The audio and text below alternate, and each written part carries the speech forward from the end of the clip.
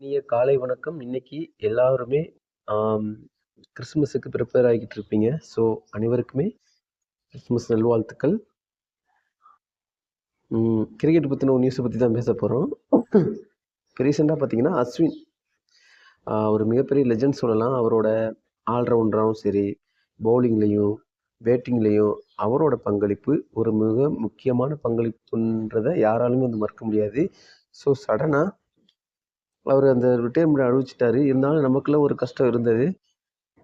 So next அடுத்த கேள்விக்கு move பண்ணுறது தானே நம்மளோட சரியான ஒரு முடிவாக இருக்குது. ஸோ அடுத்து யார் இந்த இடத்துக்கு வர போகிறா, அதை யார் செலக்ட் பண்ண போகிறாங்க, அப்படி ஒரு ஐகானிக் பிளேயரு நமக்கு யாராக இருக்கும் அப்படின்னு பார்க்குறப்போ, இப்போ சடனாக வந்து ஆஸ்திரேலியாவுக்கு நெக்ஸ்ட்டு விளையாட போகணும்ல. ஸோ அதுக்கு எந்த பிளேயரை செலக்ட் பண்ணுவாங்க அப்படின்னு யோசிக்கிறப்ப தனுஷ் கோடியன் அப்படின்ற ஒருத்தரை செலக்ட் பண்ணியிருக்காங்க.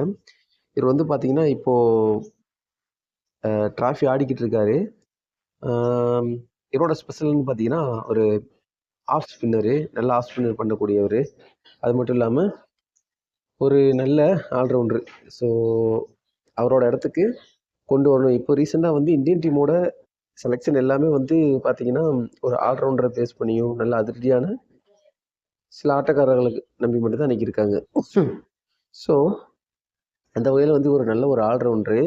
அது மட்டும் இல்லாமல் குல்தீப், இந்த டீம் செலெக்ஷனில் குல்தீப் இருக்கணும்.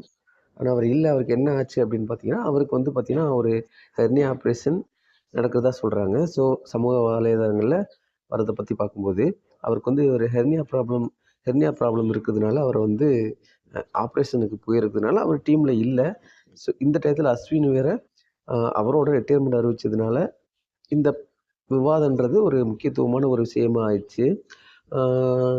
இவரோட ஆவரேஜ் என்னென்னு பார்த்தீங்கன்னா 25 இவரோட ஆவரேஜ் வந்து 25. ஸோ ஒரு நல்ல ஒரு இதுதான்.